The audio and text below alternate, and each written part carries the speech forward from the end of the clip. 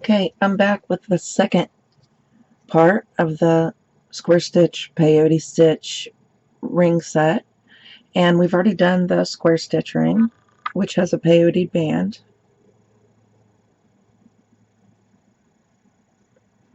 But now we're going to do just the band that matches. So I've got the same materials. I've got the same light bronze Toho 11-0s, mauve 11-0 Toho, and Muki seafoam green Picasso, and I've got probably about an arm span, or maybe a little over arm span of fireline, and a size 10 beading needle. And so we're going to make the band the same size the band is on the ring. So we're going to pick up 6, but I'm going to pick up 1 bronze. We have to have the bronze on the ends, remember. And I'm just going to do it randomly. I'm not going to make any kind of design really on the band except random. And so I'm going to pick up a green.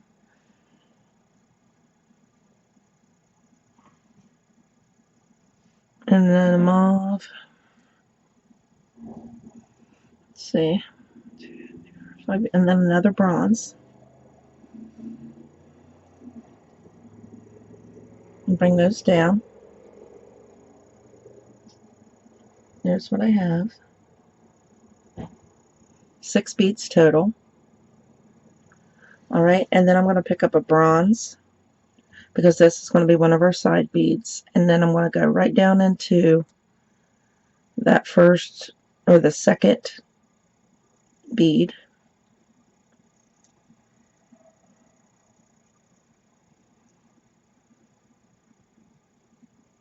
It's a little bit wonky or hard at first to get the beads where you want them. And then I'm just going to pick up 2 random, well, 1 of the 2 in the center, and I'm going to come down, I'm going to skip a bead, go through the next bead.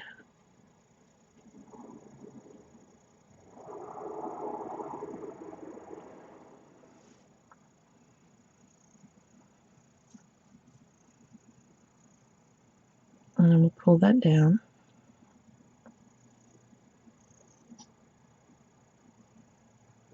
And then I'm going to pick up another, I picked up a mauve, and I'm going to skip a bead and go down through that bronze bead.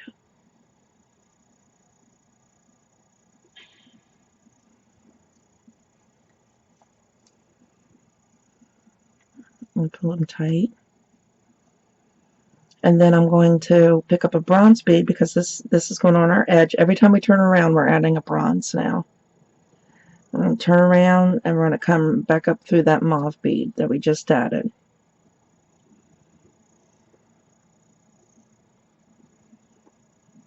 Okay. And then I'll pick up a green and go through the green. We're just going through the up beads, the little beads that are sticking up.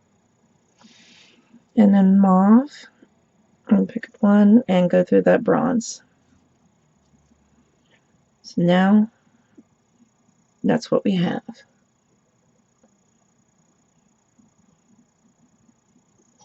And now it's the edge. I'm turning around, so I've got to pick up a bronze. And I want to go down through that sticking out 11-0. Mine happens to be a mauve. And then I'm going to pick up another mauve. I'm trying to make this as random as possible. And I'm going to go down through that next sticking up bead, which is the seafoam. And I'm going to pick up a green and go down through that bronze bead.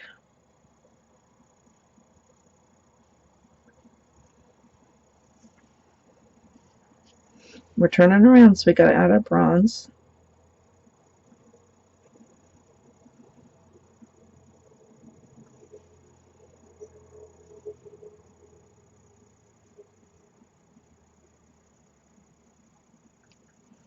And we're going to go up through that seafoam.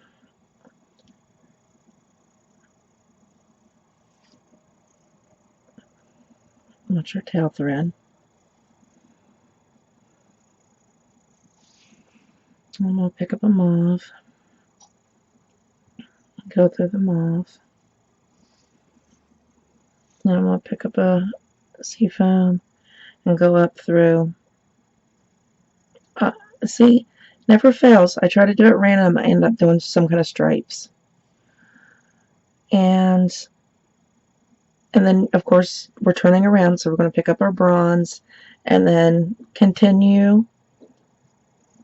just continue to do that until, you know, it's your size or it fits around your whatever finger you want it to, you want to wear it on. And then come back and I'll show you how to zip it up and we'll be finished.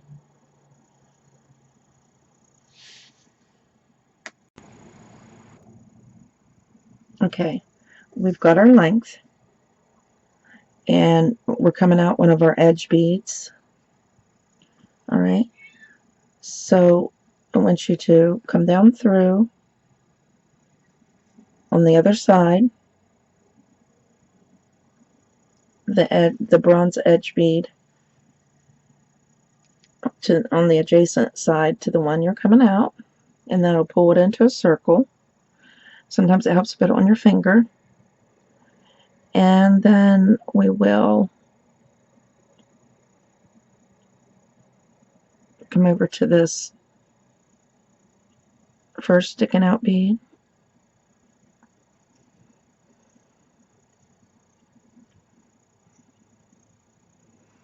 And then we'll jump over to our next sticking out bead on the next side. And then we'll go over to the next side, sticking up bead.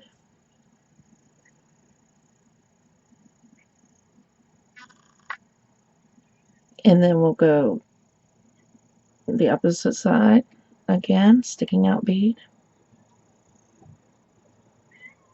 And then we'll go to the next sticking out bead, which happens to be the bronze bead.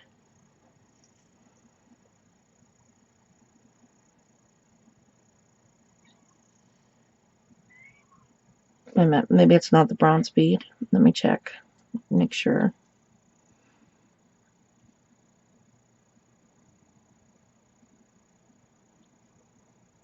I think I went through the wrong bead when I went on this side. It should have been the mauve bead, and then the mauve, and then the edge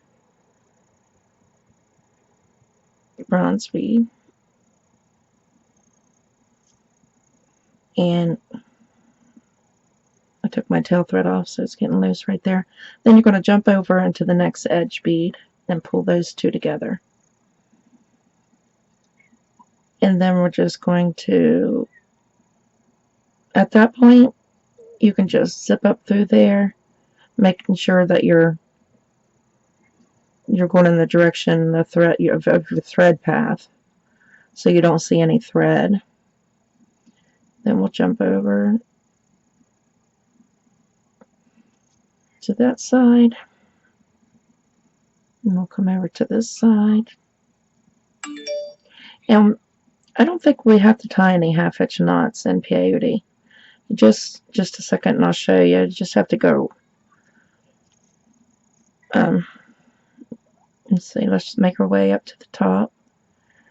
We could just go, you know, diagonal, and that way no thread will show. Just a straight line here.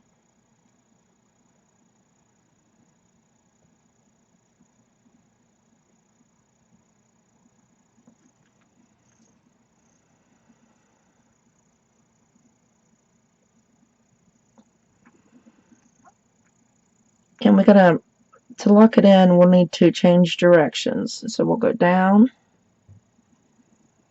and we'll go back up, and we'll go down again. Do that as many times as you want to make it secure.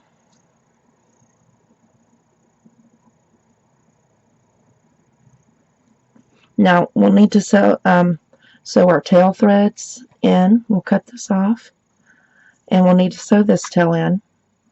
So, you might want to come down on this side, go up and down, locking in your thread, and then come back and we'll look at our ring set. Okay, here we go. Here's our rings, and I really love those colors together. That bronze and those kind of muted colors, I think, work really well with each other. So there's the new set we just made, and there's my old set, and there's another one here somewhere. I also wanted to show you this spiral stitch Swarovski snowflake necklace I made. It's Christmassy, of course, and I thought maybe the next tutorial might be something similar. I've just used a bail that I got from the hobby store, and some little 2.5mm pearls and seed beads and a Swarovski snowflake. And then I made these, I don't know if they really match, their same colors. I made these earrings with little bells. Oops, I don't know if you can see them.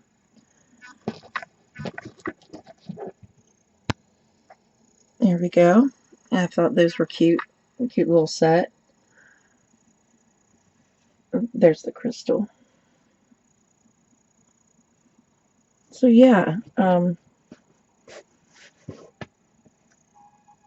thanks for watching, everybody, and I'll see you in the next video.